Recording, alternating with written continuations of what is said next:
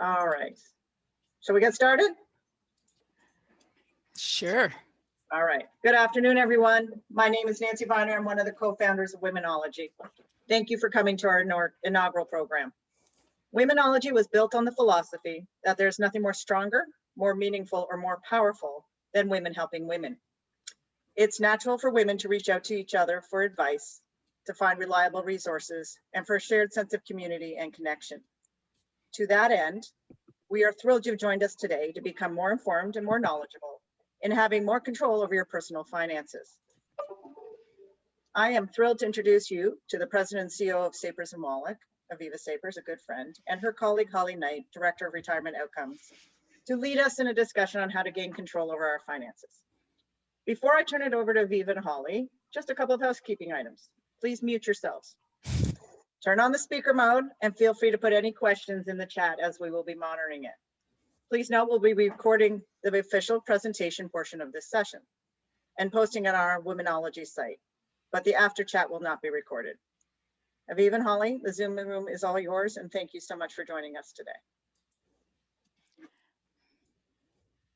Hi there, everyone. Thank you so much for coming. We are very excited to be with you today. As Nancy mentioned, my name is Holly Knight. I'm the Director of Retirement Outcomes at Sapers and Wallack, and I am joined by my colleague, Aviva Sapers, and together we're going to talk about financial wellness today. We also want to thank Jude and Nancy for giving us the opportunity to be part of this vision for Womenology. It's a really humbling experience, and both Aviva and I are just huge advocates of women helping women. So we're excited to be here with you, and we're excited to go on this journey together. So I want to start this workshop off with a question.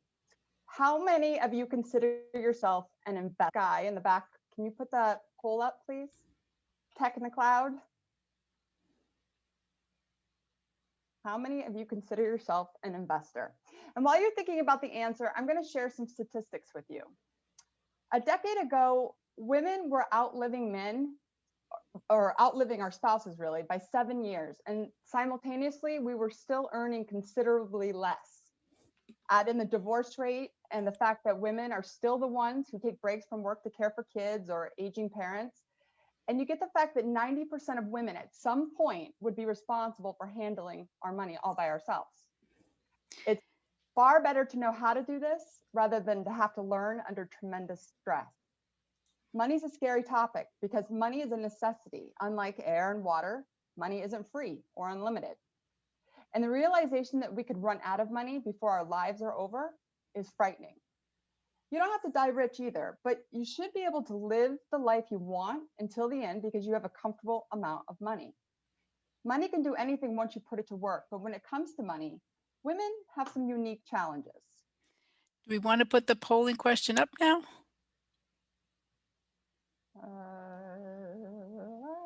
Oh, I'm sorry. I think I'm in charge of the poll, aren't I? You are. My bad. I'm so sorry. Here we go. How many of you consider yourself an investor? Here and launch.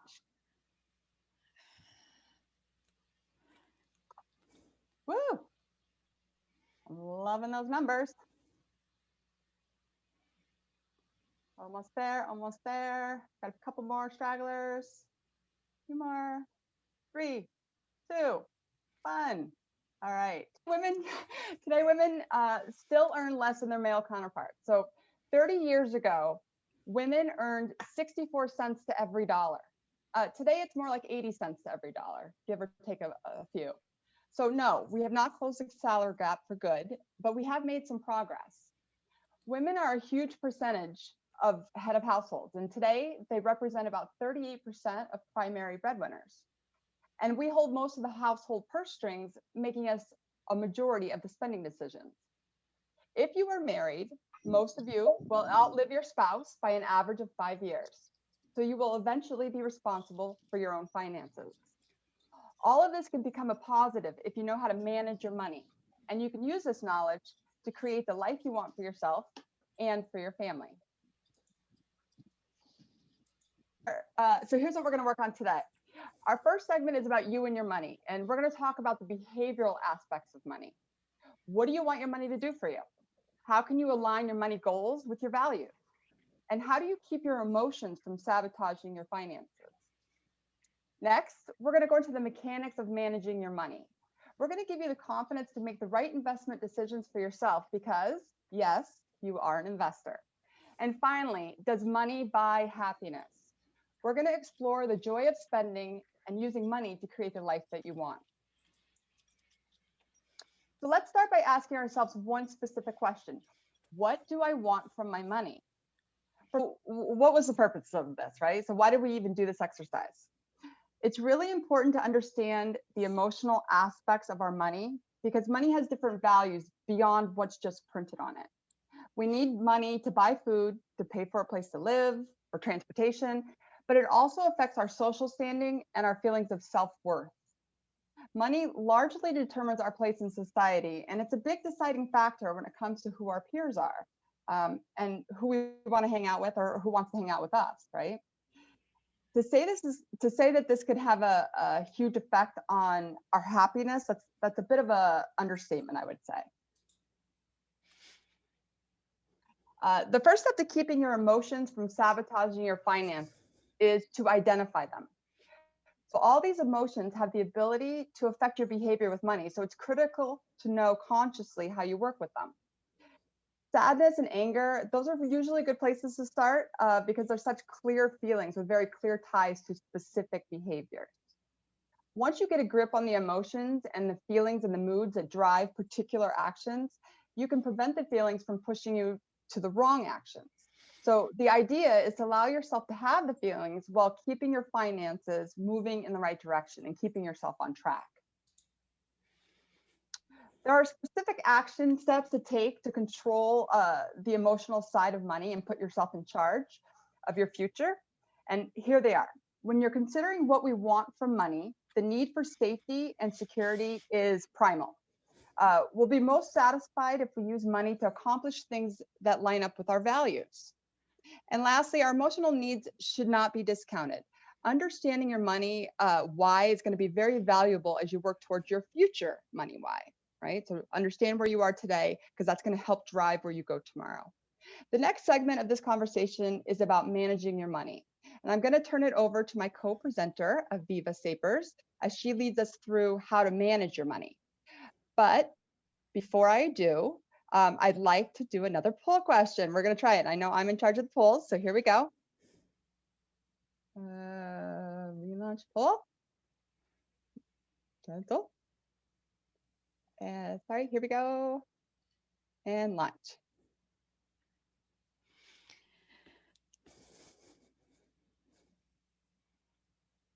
I know what Aviva's thinking right now. She's thinking, these are out of order. That's okay. 5, 6, 7. Here they come.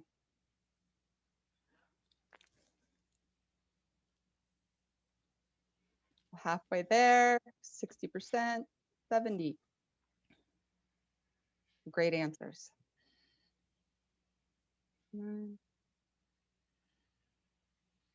A few more. Says 37 seconds. I don't think we need to wait the whole while. Nope. And 5, 4, 3, 2, 1. All right. Here is what you all had to say. So it looks like 50% of you said I have a basic understanding, but I want to learn more. And then about 50% of you said I like hanging out with other women to continue to learn together. I really like that. And I like the 14 who said anything Jude tells me what to do. Tells me to do, I do. Love it. All right. So Love it. Aviva, it is all yours. Thank you. So we started the session, the original, with the polling question of how many you consider yourself an investor. And I want to say it was about 60% that said that you do consider yourself an investor.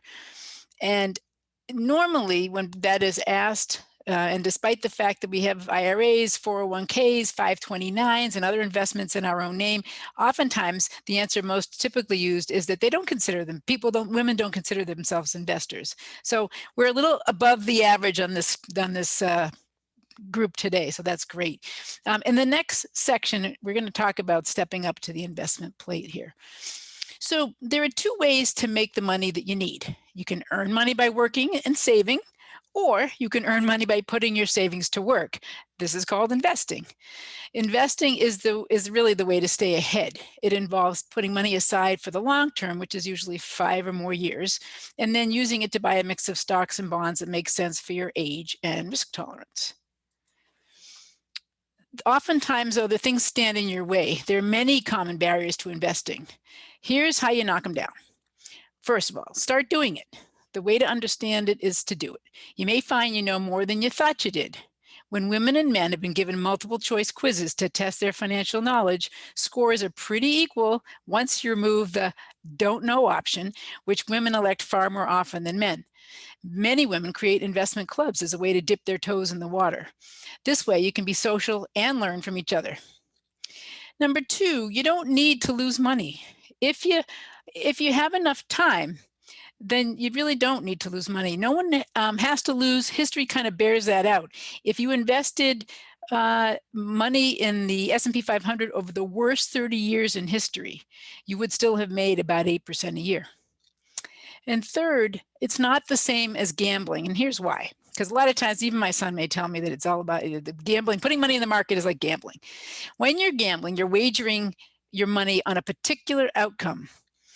If that outcome doesn't pan out, you lose it all. When you're investing in a fund, on the other hand, you're buying small pieces of many companies. Over time, that value can go up or down, but by not buying just one stock or one company, you're spreading out your risk over time. And you're vastly increasing your chances of making money, not losing it. And this is called diversification. So most people get hung up on choosing individual stocks or funds when they invest. The truth is, that's not the most important decision to worry about.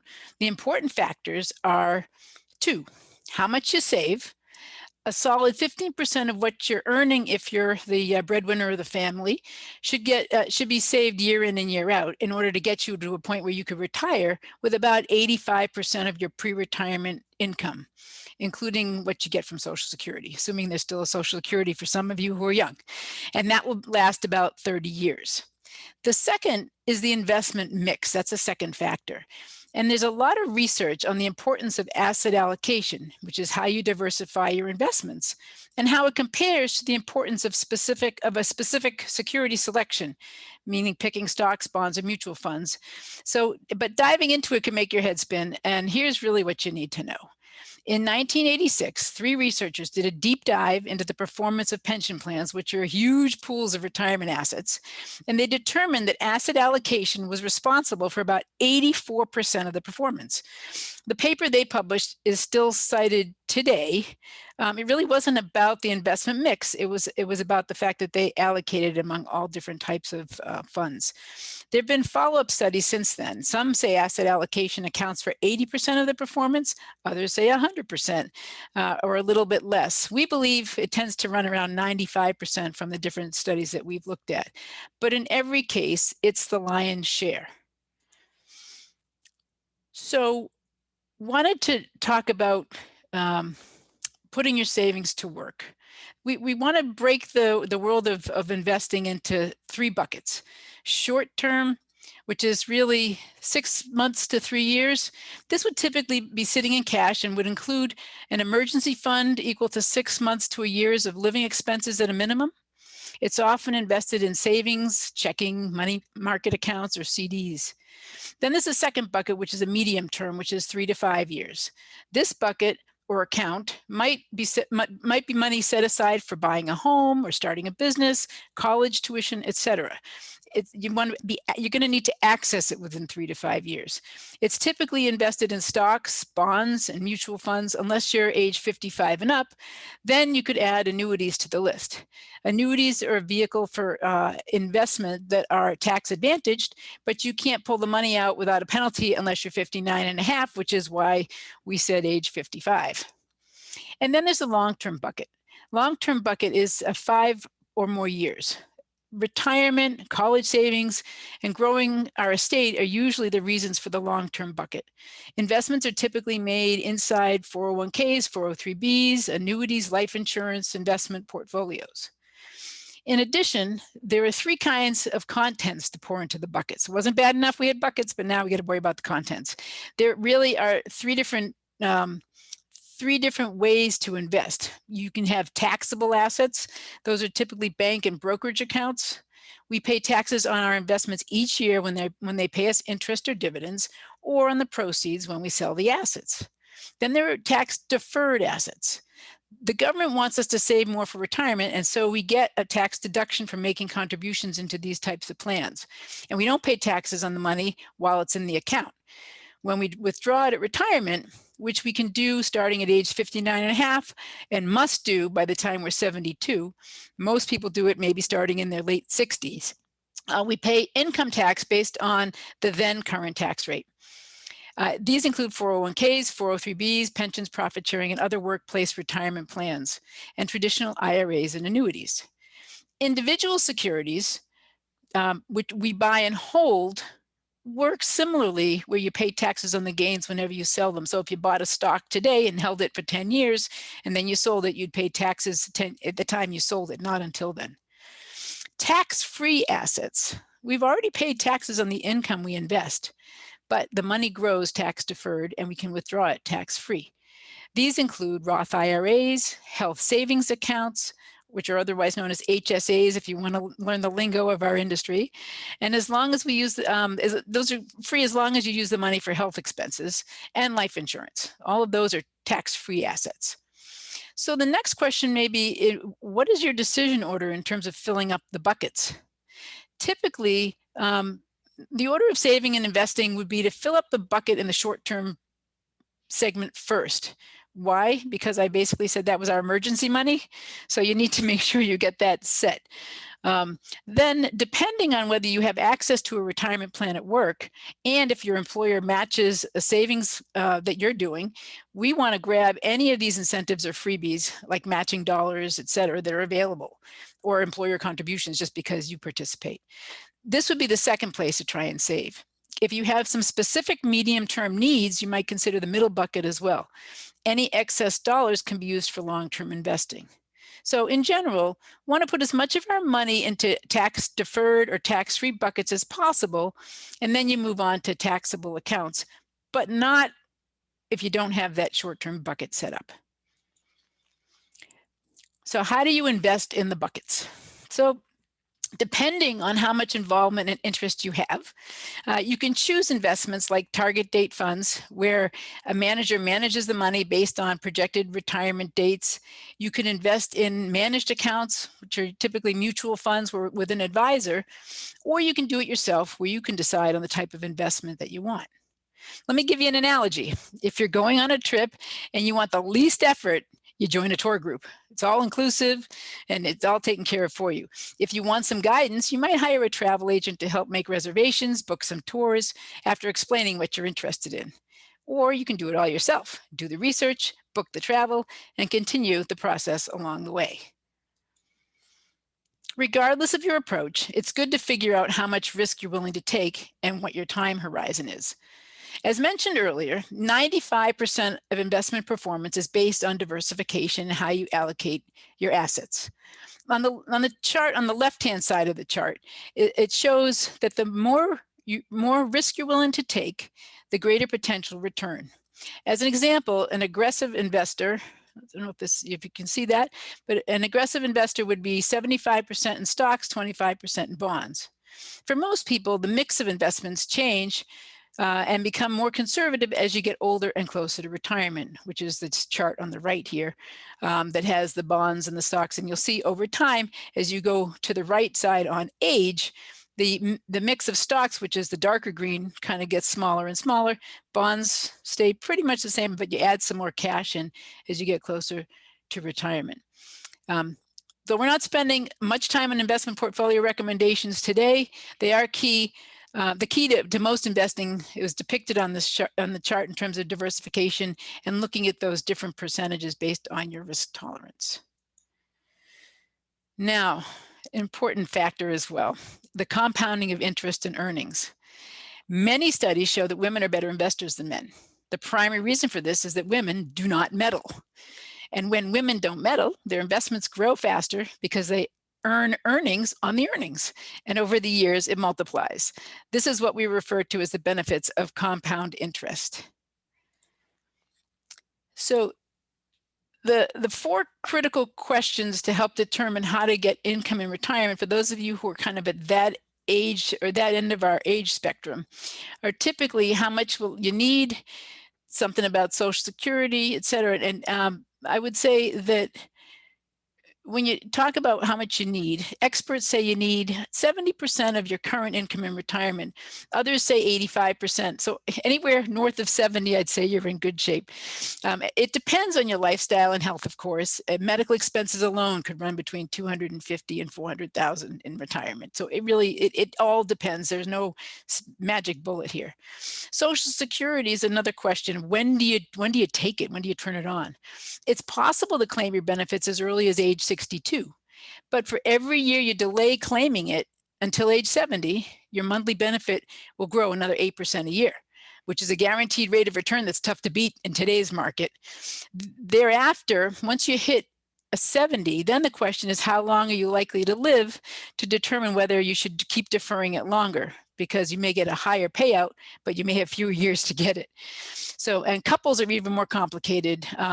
And one of you may want to begin sooner than the other if you've both been working and accumulating Social Security. So there's some stuff to look at there. There's also a Social Security calculator that you can look at called socialsecuritysolutions.com or maximizemysocialsecurity.com if you want to get some online help. It's a complex question worth studying before taking action. The other thing that people don't realize in retirement is you have the opportunity to utilize annuities. We could do a whole course on annuities, but I'm not going to bore you all today with that. But annuities sometimes have a bad reputation for being expensive and complicated. But if you choose the right ones, the simpler the better, obviously, they can be a good option for providing another income stream. Single premium annuities, or otherwise known as SPIAs in our industry, are the most common. When you buy an immediate annuity, it's like buying a paycheck. You pay a premium now, and then the insurance company promises to pay you or guarantee you a monthly payment for some number of years or for the rest of your life or yours and your spouse's life if you're married. Or I think significant others as well.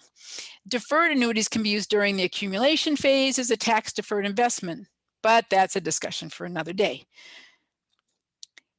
So the last critical question we raised today under this subject is, how much should you take out annually at retirement so that you don't deplete your funds? The 4% rule still remains a pretty good starting place, though if the markets are down like they have been lately, or it's early in your retirement, you might consider taking a little bit less. Just as important as how much you withdraw is the order in which you make withdrawals. Standard advice is usually to begin taking money from your taxable accounts first to allow the tax-deferred ones to grow without being taxed and to continue to build up. You're allowed to start withdrawing from your 401ks and IRAs at 59.5, as I said earlier, but you must start withdrawing from them by age 72. There are some people trying to propose that it can go all the way to 75, but we are going to need some revenue dollars, so I'm not sure that will get passed. And then the size of your withdrawal is based upon your age and the amount of years that you have left to live, or what the government thinks you would by actuarial tables, and the balance of money in your account. By waiting, you may end up being forced to make bigger withdrawals at age 72, and you may end up owing more in taxes overall because you're now getting a bigger payout. So the decision on how much to take each year is complicated, which is why when you're transitioning to retirement, working with a financial advisor is often a good idea. So just to summarize what we've learned in this section, and I feel like I'm the one with all these very intense details on investments, I would summarize by saying if you want to be able to afford to retire, you should save 15% of your paycheck, put your savings to work with the right mix of investments and diversification. Don't meddle, and ask for help when you need it. And now we're going to transition to the last segment of our conversation today, called The Joy of Spending. Do you want to do another poll, or are we done with polls? We're done with polls. No, we're good with polls. Beautiful. I did have a question though. We did have a question in the chat, and I thought it was a good time to answer it. Sure. The question was, how do you define an investor? How do you define an investor? How do you define an investor? Yeah. Anyone who has money they're not spending should be an investor. There we go. It's a great answer. Short and sweet. I like it. All right. So I know Nancy told me that we had to include this piece. She said, you're going to bore me with all this stuff about investing, but you got to talk about the joy of spending. So let's talk about how we spend. You know, spending money can be a contentious issue. And we live it at home at times, so I'll say it right here. But perhaps that's because when we take a closer look at ourselves and our spending behavior, it can bring on guilt. In a survey conducted by Eventbrite and OnePoll, 60% of women surveyed admitted that they felt guilty after buying material items. But guilt, as you know, doesn't get us anywhere. So the purpose of this segment is to open you up to the fact that spending can be a joy. All right, absolutely. So women already do a majority of the spending. We're seeing it's 85% of the spending in the US is done by women. As you can see from this chart, we do a lot of the discretionary spending as well. I can't see it's really small on my screen, but it looks like it's 91% for new homes. Those are the top three: vacations and food. And then close after that is healthcare. So if you do feel guilty about spending or tend to judge others, how do you let go of both the judging and the remorse from that? The old adage that money can't buy happiness isn't exactly true. If you're struggling economically to make ends meet, the more money can absolutely buy you happiness. It reduces worry. If you're already living comfortably, research says more money doesn't increase your happiness. It's also important to note that once you've achieved those basic comforts, more money may provide a short-term happiness boost, but it doesn't generally provide a long-term one. You've seen this if you've ever received a significant raise. It makes a difference for a while, but eventually you get used to the new level of wealth or income, and you spend to meet the additional dollars of your paycheck. Eventually, you can no longer remember how you ever lived on less money, and your happiness settles back to where it was before. That's very true. So when we buy something that doesn't line up with our vision of how we should be spending, we experience a phenomenon that's called cognitive dissonance. So we disappoint ourselves, and this leads to regret, right? And spending joy quickly disintegrates into spending pain when it becomes overspending, which can be an issue even for 6- and 7-figure earners. Chronic overspending robs you of those oh so important S's, right? Safety, security, savings. So choosing the smaller house or the older car in order to keep some extra money in your savings account may make you happier in the long term than making the purchase would make you today. Research published in the journal Emotion has shown that having more money in the bank is a better predictor of life satisfaction than income, indebtedness, or investments. The question we need to start asking ourselves is whether we can afford the purchases we are making today versus creating a rainy day fund and having more flexibility for what we can spend in the future. For example, if we commit to another few $1,000s a year to lease a higher end car now, does that limit the opportunities we have for travel or giving back or making a job change in the future, the things that we aspire to do? These were our aspired money goals. There are specific ways to spend that make you feel good about doing it, and that begins with budgeting. If you've never done this, you should begin by journaling your purchases. Try creating a list of necessary expenses, nice expenses, and a fun account that you can spend however you want. When you consider a large purchase in the nice or fun category, consider sleeping on the idea before acting on it. Jude, you listening? And just because an item is on sale or at a great price, if you don't need it, why buy it? Being conservative about money can also bring us joy in the form of security, which creates less stress. We've never known anyone who's upset about having too much money in their bank. That is true. All right. So the answer is to use money to bring joy. Spend on experience. There's really 4 main things. Spend on experiences, not on things, right? Think about a particular item of clothing that you bought at this time last year. Something you really wanted. Perhaps it was a great dress or a pair of jeans. You were thrilled to add it to your wardrobe then, but how are you feeling about it now? I have an 18-year-old daughter, and I have her go through this exercise all the time. If just the thought lights you up or makes you want to make plans so they get to wear that new outfit, then great, consider yourself lucky. It was probably a good purchase for you. But many things lose their luster over time. And it's not just fashions that fade, but technology, toys, accessories, kitchen countertops. Spending money on experiences, however, tend to have a longer lasting and more substantial payoff. Why? Well, experiences actually get better with time. When you experience something, you make memories, and that allows you to go back and share that with others, which brings the original burst of happiness you felt in the moment back to the forefront. You may even embellish a bit and make it better than it was the first time. The second thing, you could spend money on things you experience. Another way to spend money is to buy things that help create experiences like, if you're a golfer, you buy golf clubs, paddle boards, gardening equipment, replacing your charcoal grill with a gas one. These are things that you're spending money on experiences, things that will help your experiences. The third is time on the clock. Another proven way to spend money to bring you joy is to use it to buy your time. And since time is a limited resource, you can use money to get other people to do tasks that you don't particularly find joyful.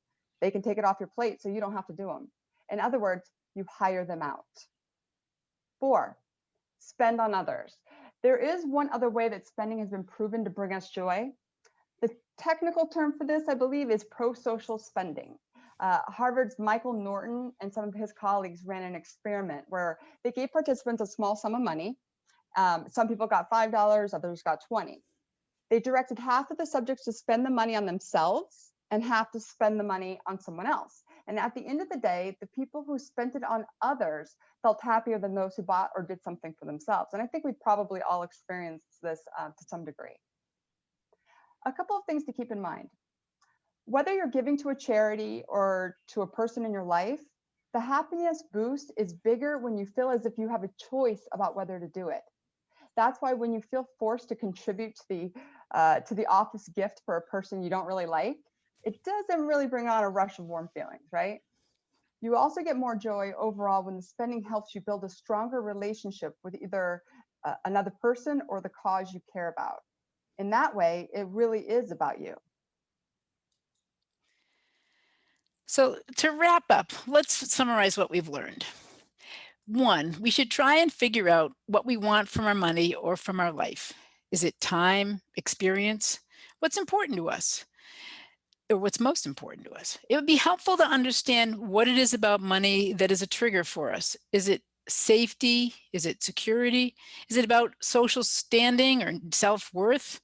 Do our emotions and our ability to be, do our emotions get in the way, and do they sabotage our ability to be smart with our money? Secondly, how do we want to spend our money going forward? Can we focus on experiences rather than things? Can we spend differently to buy ourselves more time? If it's in the budget, how might we spend on others in ways that bring us happiness? And third, learning more about investing and asset allocation. There's lots to learn about investing and investments. Today, we barely scratched the surface. And I know from the surveys you guys filled out before coming into this, there's a lot of subject matters that we didn't even touch and scratch the surface on. You don't need to become a financial expert, but you might want to delve a little deeper so that you can be familiar with the language of investing and estate planning. Also, learning your risk tolerance is important so that you have a voice in the finances of the household. If you've delegated this to a spouse or partner, they may not be managing things according to what you can withstand. It's okay to ask for help. We'll be offering a deeper dive session or deeper dive sessions on investing, budgeting, estate planning, and more for those who are interested. And the next Womenology will be addressing women as the caregiver and raising kids who launch. So here we are at the end of our session. How do you feel? Do you feel more confident in your money why? I hope so. We've talked about a number of topics and we've given you some tips and tools to take with you. I know that they'll be posting some handouts on the Womenology website, as well as we will be scheduling additional series for people who want the deeper dives, and I'm sure Nancy and Jude will be happy to give you information on that. I want to thank you for being part of the conversation. We're so happy that you're here. We're going to hand it back over to Jude. We are going to have an after chat for anyone who wants to stay on and ask maybe more personal questions or in a smaller group. Go ahead, Jude. Okay, sorry, I didn't mean to break in on all you guys, but please take a picture for those of you who have your cameras up, because we will be sending this out as a follow-up. I just want to welcome, it's so great to see so many friends who I do know and so many that I don't know. So for those who don't know me, I'm Judith Sidney, go by Jude. I'm one of the co-founders, as you heard from Nancy earlier, of Womenology. We are really excited and just thankful for Aviva and for Holly to help us launch this new initiative. It is a new idea and we're piloting and we're pivoting today, but we want your feedback. We want to help educate you. You are part of our sisterhood. And this is really sort of the genesis of this big idea. And I'm really, really excited that all of you decided to join us today. Please tell your friends. There are more sessions, obviously, Holly put up the slide. Please tell your friends about it. There'll be an opportunity to invite. We don't have any limits on the Zoom room, thank goodness. But we want to encourage you to, for those of you who'd like to stay after for the chat, just as soon as I'm done wrapping up my few comments, please do. It will not be recorded, so you can share, you know, the warts and all of your life if you want, and get great expert advice from Aviva and Holly. We hope that this program, you know, you found this meaningful, and we want to hear from you. So